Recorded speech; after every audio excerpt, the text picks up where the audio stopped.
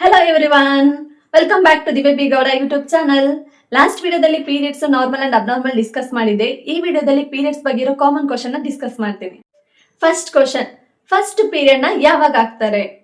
Usually 9 to 14 years ಅಲ್ಲಿ first period ಆಗ್ತಾರೆ. First period ನ ಮೆನಾರ್ಕ್ ಅಂತ ಕರೀತಾರೆ. ಫ್ರೆಂಡ್ ಆಗಿದ್ದಾಳೆ ನಾನ್ ಆಗಿಲ್ಲ ಅಂತ ಟೆನ್ಷನ್ ಬೇಡ. ಈಚ್ ಬಾಡಿ ಡಿಫ್ರೆಂಟ್ ಇರುತ್ತೆ. ಒಬ್ರು 10 ಇಯರ್ಸ್ ಆಗ್ಬೋದು, ಒಬ್ರು 12 ಇಯರ್ಸ್ ಆಗ್ಬೋದು, ಒಬ್ರು 14 ಇಯರ್ಸ್ ಆಗ್ಬೋದು. ಸೊ ಕಂಪ್ಯಾರಿಸನ್ ಮಾಡ್ಕೋಬೇಡಿ. ಸೆಕೆಂಡ್ ಕ್ವಶನ್, ಪೀರಿಯಡ್ಸ್ ಎಷ್ಟು ದಿನದವರೆಗೂ ಇರಬೇಕು?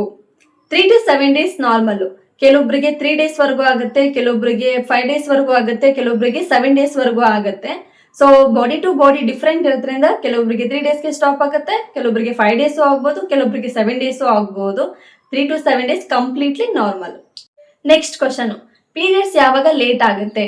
ಪೀರಿಯಡ್ಸ್ ಲೇಟ್ ಆಗಕ್ಕೆ ಕಾಮನ್ ರೀಸನ್ಸ್ ಏನೇನು ಅಂತಂದ್ರೆ ಸ್ಟ್ರೆಸ್ ಇರ್ಬೋದು, ವೇಟ್ ಗೇನ್ ಆಗೋದು ಅಥವಾ ವೇಟ್ ಲಾಸ್ ಆಗೋದು, ತೂಕ ಜಾಸ್ತಿ ಆಗೋದು ಅಥವಾ ತೂಕ ಕಡಿಮೆ ಆಗೋದ್ರಿಂದ, ಇರ್ರೆಗ್ಯುಲರ್ ಸ್ಲೀಪ್, ಸರಿಯಾಗಿ ನಿದ್ದೆ ಮಾಡದೇ ಇದ್ರೆ, ಎಕ್ಸೆಸ್ ಆಫ್ ಎಕ್ಸಸೈಸ್, ತುಂಬಾ ಹೆವಿ ಎಕ್ಸಸೈಸ್ ಮಾಡೋದ್ರಿಂದ, ಥೈರಾಯ್ಡ್ ಪ್ರಾಬ್ಲಮ್ ಇಂದ, PCOS ಇಂದ, ಇದೆಲ್ಲ ರೀಸನ್ಸ್ ಪೀರಿಯಡ್ಸ್ ಇರ್ರೆಗ್ಯುಲರ್ ಆಗುತ್ತೆ. ಒಕೇಶನಲಿ ಲೇಟ್ ಆಗಿದ್ರೆ ಪರವಾಗಿಲ್ಲ, ರಿಪೀಟೆಡ್ ಆಗಿ ಲೇಟ್ ಆಗ್ತಿದೆ ಅಂದ್ರೆ ಡಾಕ್ಟರ್ನ ಕನ್ಸಲ್ಟ್ ಮಾಡಬೇಕು. ನೆಕ್ಸ್ಟ್ ಕ್ವಶನ್, ಪೀರಿಯಡ್ಸ್ ಅಲ್ಲಿ ಎಕ್ಸಸೈಸ್ ಮಾಡ್ಬೋದಾ? ಲೈಟ್ ಎಕ್ಸಸೈಸ್ ಮಾಡ್ಬೋದು, ಲೈಕ್ ವಾಕಿಂಗು, ಸ್ಟ್ರೆಚಿಂಗು, ಯೋಗ. ಹೆವಿ ಜಿಮ್ ಮಾಡೋದು ಅಥವಾ ಹೆವಿ ವರ್ಕೌಟ್ ಮಾಡೋದು, ಪೇನ್ ಇದ್ದಾಗ, ಟಯರ್ಡ್ನೆಸ್ ಇದ್ದಾಗ ಆದಷ್ಟು ಅವಾಯ್ಡ್ ಮಾಡಿದ್ರೆ better. Next, periods pain normal? ಹೌದು, ಮೈಲ್ಡ್ ಟು ಮಾಡರೇಟ್ ಪೇನ್ ಇರುತ್ತೆ. ಬೆಡ್ ಇಂದ ಎದೊಳಕ್ಕೆ ಆಗ್ತಾ ಇಲ್ಲ, ಸ್ಕೂಲಿಗೆ ಹೋಗಕ್ಕೆ ಆಗ್ತಾ ಇಲ್ಲ, ಆಫೀಸಲ್ಲಿ ವರ್ಕ್ ಮಾಡಕ್ಕೆ ಆಗ್ತಾ ಇಲ್ಲ, ಸಿವಿಯರ್ ವಾಮಿಟಿಂಗ್ ಆಗ್ತಿದೆ, ಸಿವಿಯರ್ ಪೇನ್ ಬರ್ತಾ ಇದೆ, ತುಂಬಾ ಸುಸ್ತಾಗ್ತಿದೆ, ಈ ತರ ಕಂಡೀಷನ್ ಅಲ್ಲಿ ಡಾಕ್ಟರ್ನ ಕನ್ಸಲ್ಟ್ ಮಾಡಬೇಕು. ಸೊ ಇದ್ಯಾವುದು ನಾರ್ಮಲ್ ಅಲ್ಲ. ನೆಕ್ಸ್ಟ್, ಪೀರಿಯಡ್ಸ್ ಇರ್ರೆಗ್ಯುಲರ್ ಅಂದ್ರೆ ಏನು? Periods date every month change ಆಗ್ತಾನೆ ಇರೋದು. ಲಿಟಲ್ ವೇರಿಯೇಷನ್ ಇದ್ರೆ ಓಕೆ, ಅಂದ್ರೆ 21 ಡೇಸ್ ಟು 35 ಡೇಸ್ ಗ್ಯಾಪ್ ಅಲ್ಲಿ ಇದ್ರೆ ಅದು ನಾರ್ಮಲ್. ಫಾರ್ ಎಕ್ಸಾಂಪಲ್, ಇವಾಗ ನಾನು January 1st ಆಗಿದ್ದೀನಿ, ನೆಕ್ಸ್ಟ್ ಡೇ ಪೀರಿಯಡ್ಸ್ ನಾನು February 28 ಆದೆ. ಇದೇ ತರ ಲಾಂಗ್ ವೇರಿಯೇಷನ್ ಬರ್ತಾ ಇದ್ರೆ, ಲಾಂಗ್ ಗ್ಯಾಪ್ ಬರ್ತಾ ಇದ್ರೆ ಪ್ರತಿ ತಿಂಗಳು, ಇದನ್ನ ಇರ್ರೆಗ್ಯುಲರ್ ಪೀರಿಯಡ್ ಅಂತ ಅಂತೀವಿ. 2 months ಒಂದ್ಸಲ ಆಗೋದು, 5 months ಒಂದ್ಸಲ ಆಗೋದು. ಸೊ ಈ 4 months 5 months ಗ್ಯಾಪ್ ಅಲ್ಲಿ ಈ ತರ ಎಲ್ಲ ಆಗ್ತಾ ಇದ್ರೆ ಇರ್ರೆಗ್ಯುಲರ್ ಪೀರಿಯಡ್ ಅಂತ ಹೇಳ್ತೀವಿ ಅದನ್ನ. ಯಾರು ಫಸ್ಟ್ ಪೀರಿಯಡ್ ಆಗಿರ್ತಾರಲ್ಲ, ಮೆನಾರ್ಕ್ ಯಾರು ಫಸ್ಟ್ ಆಗಿರ್ತಾರಲ್ಲ, ಅವ್ರಿಗೆ 1 to 2 years ವರ್ಗುನು ಇದು ಇರ್ರೆಗ್ಯುಲರ್ ಇರುತ್ತೆ, ಅದು normal. Next, periods blood smell ಬರುತ್ತೆ, ನಾರ್ಮಲ್? ಎಸ್, ಮೈಲ್ಡ್ ಸ್ಮೆಲ್ ಇದ್ರೆ normal. But strong bad smell ಇದ್ರೆ, ಇಚ್ಚಿಂಗ್ ಆಗ್ತಾ ಇದ್ರೆ, ಡಿಸ್ಚಾರ್ಜ್ ಇದ್ರೆ, ಇನ್ಫೆಕ್ಷನ್ ಆಗೋ ಎಲ್ಲಾ ಪಾಸಿಬಿಲಿಟೀಸ್ ಇರುತ್ತೆ. ಸೊ ಇಂಥ ಕೇಸಲ್ಲಿ ಡಾಕ್ಟರ್ನ ಕನ್ಸಲ್ಟ್ ಮಾಡಿ. ನೆಕ್ಸ್ಟ್, ಪ್ಯಾಡ್ನ ಎಷ್ಟು ಟೈಮ್ ವರೆಗೂ ಯೂಸ್ ಮಾಡ್ಬೋದು? ಎವ್ರಿ 4 to 6 hours ಒಂದ್ಸಲ ಪ್ಯಾಡ್ನ ಚೇಂಜ್ ಮಾಡಬೇಕು. ಇನ್ ಕೇಸ್ ಏನಾದ್ರೂ ಹೆವಿ ಫ್ಲೋ ಇದೆ ಅಂತ ಅಂದ್ರೆ 2 to 3 hours ಒಂದ್ಸಲ ಪ್ಯಾಡ್ನ ಚೇಂಜ್ ಮಾಡಿ. ಪೀರಿಯಡ್ಸ್ ಅಲ್ಲಿ white discharge normal? Before and after periods white discharge ಆಗೋದು ನಾರ್ಮಲ್. ಬಟ್ ಡಿಸ್ಚಾರ್ಜ್ ಆದಾಗ ಅದು ಯೆಲ್ಲೋ ಕಲರ್ ಅಥವಾ ಗ್ರೀನ್ ಕಲರ್ ಡಿಸ್ಚಾರ್ಜ್ ಬರ್ತಾ ಇದ್ರೆ, ಇಚ್ಚಿಂಗ್ ಆಗ್ತಾ ಇದೆ, ಬರ್ನಿಂಗ್ ಸೆನ್ಸೇಷನ್ ಬರ್ತಾ ಇದ್ರೆ, ಅಥವಾ ಬ್ಯಾಡ್ ಸ್ಮೆಲ್ ಬರ್ತಾ ಇದ್ರೆ, ಇದೆಲ್ಲ ನಾರ್ಮಲ್. ಪೀರಿಯಡ್ಸ್ ಅಲ್ಲಿ ಫುಡ್ ರೆಸ್ಟ್ರಿಕ್ಷನ್ಸ್ ಇದೆಯಾ? ಟೂ ಮಚ್ ಜಂಕ್ ಫುಡ್ ತಿನ್ನೋದು, ಎಕ್ಸೆಸ್ ಕಾಫಿ ಕುಡಿಯೋದು, ಕೋಲ್ಡ್ ಡ್ರಿಂಕ್ಸ್, ಇವನ್ನೆಲ್ಲ ಆದಷ್ಟು ಅವಾಯ್ಡ್ ಮಾಡಿ. ಹೆಚ್ಚಿಗೆ ಫ್ರೂಟ್ಸ್ ತಿನ್ನೋದು, green vegetables, iron rich food, ಮತ್ತೆ ಊಟನ ಆದಷ್ಟು ಬಿಸಿಯಾಗಿ ತಿನ್ನಿ. ಪೀರಿಯಡ್ಸ್ ಟೈಮಲ್ಲಿ ಸ್ನಾನ ಮಾಡಬಹುದಾ? ಎಸ್, ಅಬ್ಸಲ್ಯೂಟ್ಲಿ ಸ್ನಾನ ಮಾಡಬಹುದು ಅಂಡ್ ಮಾಡಲೇಬೇಕು ಕೂಡ. ಯಾಕಂದ್ರೆ ಕ್ಲೀನಿನೆಸ್ ಈ ಟೈಮಲ್ಲಿ ತುಂಬಾ ಇಂಪಾರ್ಟೆಂಟ್ ಆಗಿರುತ್ತೆ. ಆದಷ್ಟು ಬೆಚ್ಚಗಿನ ನೀರಲ್ಲಿ ಸ್ನಾನ ಮಾಡಿ, ಕೋಲ್ಡ್ ವಾಟರ್ನ ಅವಾಯ್ಡ್ ಮಾಡಿ. ನೀವು ಬಿಸಿನೀರಲ್ಲಿ ಸ್ನಾನ ಮಾಡೋದ್ರಿಂದ ಬಾಡಿ ಪೇನ್ ಕೂಡ ಕಡಿಮೆ ಆಗುತ್ತೆ. ಸೊ ಪೇನ್ ಇದ್ದಲ್ಲಿ ಕೋಲ್ಡ್ ವಾಟರ್ನ ಅವಾಯ್ಡ್ ಮಾಡಿ. ಪೀರಿಯಡ್ಸ್ ಟೈಮಲ್ಲಿ ಟೆಂಪಲ್ಗೆ ಹೋಗಬಹುದಾ? ಫಸ್ಟ್ಲಿ ಇದು ಹೆಲ್ತ್ ಟಾಪಿಕ್ ಅಲ್ಲ, ಬಿಲೀಫ್ ಟಾಪಿಕ್.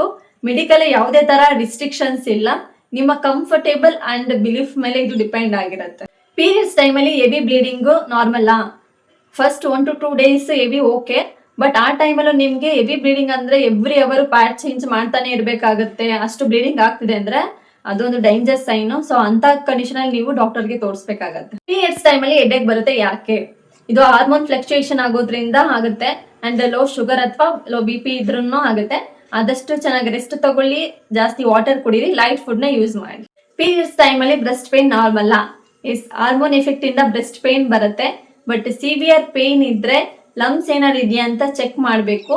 ನಿಮ್ಗೆ ಏನಾದ್ರು ಗೆಡ್ಡೆ ತರ ಅಥವಾ ಗಂಟು ತರ ಏನಾದ್ರು ಸಿಗ್ತಿದೆ ಅಂತಂದ್ರೆ ಅವಾಗ ಇಗ್ನೋರ್ ಮಾಡ್ಬೇಡಿ, ಅದನ್ನ ಡಾಕ್ಟರ್ಗೆ ತೋರಿಸ್ಬೇಕು. ಪೀರಿಯಡ್ಸ್ ಆಗಿಲ್ಲ ಅಂದ್ರೆ ಪ್ರೆಗ್ನೆಂಟಾ? ಆಲ್ವೇಸ್ ಪ್ರೆಗ್ನೆಂಟ್ ಅಲ್ಲ. ಸ್ಟ್ರೆಸ್ ಇಂದ, PCOD ಇಂದ, ವೇಟ್ ಚೇಂಜಸ್ ಕೂಡ ಕೆಲವೊಂದ್ಸಲ ರೀಸನ್ ಆಗಿರುತ್ತೆ ಪೀರಿಯಡ್ಸ್ ಆಗದೆ ಇರೋಕೆ. ಪೀರಿಯಡ್ಸ್ ಟೈಮಲ್ಲಿ ಏರ್ ಫಾಲ್ ಯಾಕೆ? ಇದು ಹಾರ್ಮೋನ್ ಚೇಂಜಸ್ ಇಂದನೂ ಆಗುತ್ತೆ, ಐರನ್ ಡಿಫಿಷಿಯನ್ಸಿ ಇದ್ರೂ ಏರ್ ಫಾಲ್ ಆಗುತ್ತೆ. ಸೊ ಆದಷ್ಟು ಐರನ್ ರಿಚ್ ಫುಡ್ ನ ಯೂಸ್ ಮಾಡಿ, fruits, vegetables and good diet ನ ಫಾಲೋ ಮಾಡೋದ್ರಿಂದ ಏರ್ ಫಾಲ್ ಕಡಿಮೆ ಆಗುತ್ತೆ. ಪೀರಿಯಡ್ಸ್ ಟೈಮ್ ಅಲ್ಲಿ ಪ್ಯಾಡ್ ಬದಲು ಕ್ಲಾತ್ ನ ಯೂಸ್ ಮಾಡ್ಬೋದಾ? ಮಾಡ್ಬೋದು, ಬಟ್ ಕ್ಲಾತ್ ಕ್ಲೀನ್ ಆಗಿರ್ಬೇಕು ಅಂಡ್ ಡ್ರೈ ಆಗಿರ್ಬೇಕು. ವೆಟ್ ಕ್ಲಾತ್ ನ ರೀಯೂಸ್ ಮಾಡಬೇಡಿ. ಕ್ಲಾತ್ ನ ನೀವು ಯೂಸ್ ಮಾಡಾದ್ಮೇಲೆ ಅದನ್ನ ಬಿಸಿನೀರಲ್ಲೇ ವಾಶ್ ಮಾಡಿ ಅಂಡ್ ಬಿಸಿಲಲ್ಲಿ ಡ್ರೈ ಮಾಡಬೇಕು. ಒಬ್ರು ಯೂಸ್ ಮಾಡೋ ಕ್ಲಾತ್ ನ ಇನ್ನೊಬ್ರು ಯೂಸ್ ಮಾಡಬಾರ್ದು. ಪೀರಿಯಡ್ಸ್ ಟೈಮಲ್ಲಿ ಪಿಂಪಲ್ಸ್ ಬರುತ್ತೆ ಯಾಕೆ? ಹಾರ್ಮೋನ್ ಫ್ಲಕ್ಚುಯೇಷನ್ಸ್ ಇಂದಾನು ಆಗುತ್ತೆ. ಅಂದ್ರೆ ಈಸ್ಟ್ರೋಜನ್ ಕಡಿಮೆ ಆಗುತ್ತೆ, ಪ್ರೊಜೆಸ್ಟ್ರಾನ್ ಜಾಸ್ತಿ ಆಗುತ್ತೆ. ಸೊ ಇದೇನ್ ಮಾಡುತ್ತೆ, ಆಯಿಲಿ ಗ್ಲ್ಯಾಂಡ್ ನ ಓವರ್ ಆಕ್ಟಿವ್ ಮಾಡುತ್ತೆ. ಅವಾಗ ಸ್ಕಿನ್ ನಲ್ಲಿ ಆಯಿಲ್ ಪ್ರೊಡ್ಯೂಸ್ ಆಗಿ ಪಿಂಪಲ್ ಬರುತ್ತೆ. Next reason water retention and bloating. Body water ನ ಹೋಲ್ಡ್ ಮಾಡ್ಕೊಳ್ಳುತ್ತೆ, ಅದರಿಂದನೂ ಆಕ್ನೆ ಚಾನ್ಸಸ್ ಜಾಸ್ತಿ ಆಗುತ್ತೆ. ಸೊ ಆದಷ್ಟು ಆ ಟೈಮಲ್ಲಿ ಜಾಸ್ತಿ ನೀರ್ನ ಕುಡಿಯಿರಿ, ಆಕ್ನೆ ಅದರಿಂದ ರೆಡ್ಯೂಸ್ ಆಗುತ್ತೆ. ಸ್ಟ್ರೆಸ್ ಅಂಡ್ ಕ್ರೇವಿಂಗ್ಸ್ ಇಂದ ಪೀರಿಯಡ್ಸ್ ಅಲ್ಲಿ ಸ್ವಲ್ಪ ಜಾಸ್ತಿ ಸ್ಟ್ರೆಸ್ ಆಗುತ್ತೆ, ಮತ್ತೆ ಕ್ರೇವಿಂಗ್ಸ್, ಆಯಿಲಿ ಫುಡ್ ಅಥವಾ ಸ್ವೀಟ್ ಫುಡ್ ಬಗ್ಗೆ ಜಾಸ್ತಿ ಕ್ರೇವಿಂಗ್ಸ್ ಆಗುತ್ತೆ. ಇದು ಕೂಡ ರೀಸನ್ ಪಿಂಪಲ್ ಬರಕ್ಕೆ. ಪೀರಿಯಡ್ಸ್ ಟೈಮಲ್ಲಿ ಇಮ್ಯುನಿಟಿ ಸ್ಲೈಟ್ಲಿ ಲೋ ಇರೋದ್ರಿಂದ ಬಾಡಿ ಇನ್ಫ್ಲಮೇಷನ್ ಕಂಟ್ರೋಲ್ ಸ್ವಲ್ಪ ವೀಕ್ ಆಗುತ್ತೆ. ಇದರಿಂದ ಆಲ್ರೆಡಿ ಇರೋ ಪಿಂಪಲ್ಸ್ ರೆಡ್ ಆಗೋದು ಅಥವಾ ಪೇನ್ಫುಲ್ ಆಗೋದು ಚಾನ್ಸಸ್ ಇರುತ್ತೆ. ಪೀರಿಯಡ್ಸ್ ಟೈಮಲ್ಲಿ ಲೂಸ್ ಮೋಷನ್ ಯಾಕಾಗತ್ತೆ? ಇದಕ್ಕೆ ಮೇನ್ ರೀಸನ್ ಹಾರ್ಮೋನ್ಸ್. ಪೀರಿಯಡ್ಸ್ ಆಗ್ಬೇಕು ಅಂತ ಅಂದ್ರೆ ಪ್ರೋಸ್ಟೋಗ್ಲಾಂಡಿನ್ಸ್ ಹಾರ್ಮೋನ್ಸ್ ಲೈಕ್ ಕೆಮಿಕಲ್ಸ್ ನ ರಿಲೀಸ್ ಮಾಡುತ್ತೆ. ಇದು ಯುಟರನ್ಸ್ ಮಸಲ್ಸ್ ನ ಕಾಂಟ್ರಾಕ್ಟ್ ಮಾಡುತ್ತೆ, ಅದರಿಂದ ಪೀರಿಯಡ್ಸ್ ಫ್ಲೋ ಬರುತ್ತೆ. ಇದು ಸೇಮ್ ಪ್ರೋಸ್ಟಾಗ್ಲಾಂಡಿನ್ಸ್ ಇಂಟೆಸ್ಟೈನ್ ಮೇಲೂ ಕೂಡ ಎಫೆಕ್ಟ್ ಮಾಡುತ್ತೆ. ಅವಾಗ ಏನಾಗುತ್ತೆ, ಇಂಟೆಸ್ಟೈನ್ ಮೂವ್ಮೆಂಟ್ ಫಾಸ್ಟ್ ಆಗುತ್ತೆ. ಅವಾಗ ವಾಟರ್ ಅಬ್ಸರ್ಪ್ಷನ್ ಕಡಿಮೆ ಆಗೋದ್ರಿಂದ ಡಯೇರಿಯಾ ಅಥವಾ ಲೂಸ್ ಮೋಷನ್ ಆಗುತ್ತೆ. ಹಾರ್ಮೋನ್ಸ್ ಅಲ್ಲದೆ ಬೇರೆ ಯಾವ ರೀಸನ್ ಆಗುತ್ತೆ ಅಂದ್ರೆ ಸ್ಟ್ರೆಸ್ ಮತ್ತೆ ಪೀರಿಯಡ್ಸ್ ಪೇನ್ ಇದ್ರೆ ಗಟ್ ಸೆನ್ಸಿಟಿವ್ ಆಗಿ ಲೂಸ್ ಮೋಷನ್ ಆಗೋ ಚಾನ್ಸಸ್ ಇರುತ್ತೆ. ಮತ್ತೆ ಕ್ರೇವಿಂಗ್ಸ್ ಇಂದ, ತುಂಬಾ ಕ್ರೇವಿಂಗ್ಸ್ ಆ ಟೈಮಲ್ಲಿ ಇರೋದ್ರಿಂದ ಆಯಿಲಿ ಫುಡ್ ತಿನ್ನೋದು, ಸ್ಪೈಸಿ ಫುಡ್ ತಿನ್ನೋದು, ಜಾಸ್ತಿ ಕಾಫಿ ಕುಡಿಯೋದು, ಇದೆಲ್ಲ ಮತ್ತೆ ಲೂಸ್ ಮೋಷನ್ ಟ್ರಿಗರ್ ಮಾಡುತ್ತೆ. ಯಾರಿಗೆ ಆಲ್ರೆಡಿ ಅಸಿಡಿಟಿ ಇರುತ್ತೆ ಅವ್ರಿಗೆ ಪೀರಿಯಡ್ಸ್ ಟೈಮಲ್ಲಿ ಮತ್ತೆ ಜಾಸ್ತಿ ಆಗಿ ಲೂಸ್ ಮೋಷನ್ ಆಗ್ಬೋದು. ಇವೆಲ್ಲ ನಾರ್ಮಲ್ ಕಂಡೀಷನ್. ಪೀರಿಯಡ್ಸ್ ಮುಗಿದ್ಮೇಲೆ ಆಟೋಮೆಟಿಕಲಿ ಅದು ಸರಿ ಹೋಗುತ್ತೆ. ಯಾವ ಟೈಮಲ್ಲಿ ಇದನ್ನ ಡಾಕ್ಟರ್ಗೆ ತೋರಿಸ್ಬೇಕು ಅಂದ್ರೆ, ವೆರಿ ಸಿವಿಯರ್ ಡಯೇರಿಯಾ ಆಗ್ತಿದೆ ಅಂದ್ರೆ 3 to 4 days continuous loose motion ಆಗ್ತಾ ಇದ್ರೆ, ಮತ್ತೆ ಮೋಷನ್ ಹೋದಾಗ ಮೋಷನ್ ಅಲ್ಲಿ ಬ್ಲಡ್ ಬರ್ತಾ ಇದ್ರೆ, ತುಂಬಾ ಫೀವರ್ ಬರ್ತಾ ಇದೆ, ಡಿಹೈಡ್ರೇಷನ್ ಆಗ್ತಿದೆ ಬಾಡಿ ಅಂದ್ರೆ ಈ ಕಂಡೀಷನ್ ಅಲ್ಲಿ ಡಾಕ್ಟರ್ಗೆ ತೋರಿಸ್ಬೇಕು. ಪೀರಿಯಡ್ಸ್ ಟೈಮಲ್ಲಿ ನಿದ್ದೆ ಜಾಸ್ತಿ ಬರುತ್ತೆ ಯಾಕೆ? ಹಾರ್ಮೋನ್ ಚೇಂಜಸ್ ಇಂದನೂ ನಿದ್ದೆ ಜಾಸ್ತಿ ಬರುತ್ತೆ. ಪ್ರೊಜೆಸ್ಟ್ರಾನ್ ಹಾರ್ಮೋನ್ ಜಾಸ್ತಿ ಆಗುತ್ತೆ. ಇದು ಸ್ಲೀಪ್ ಇಂಡ್ಯೂಸಿಂಗ್ ಹಾರ್ಮೋನ್ ತರ ವರ್ಕ್ ಮಾಡೋದ್ರಿಂದ ಸ್ಲೀಪಿ ಫೀಲ್ ಬರುತ್ತೆ. ಪೀರಿಯಡ್ಸ್ ಅಲ್ಲಿ ಬ್ಲಡ್ ಲಾಸ್ ಆಗೋದ್ರಿಂದ ಐರನ್ ಲೆವೆಲ್ ಕಡಿಮೆ ಆಗ್ಬೋದು, ಅದರಿಂದ ಸುಸ್ತಾಗೋ ತರ, ನಿದ್ದೆ ಬರೋ ತರನು ಆಗತ್ತೆ.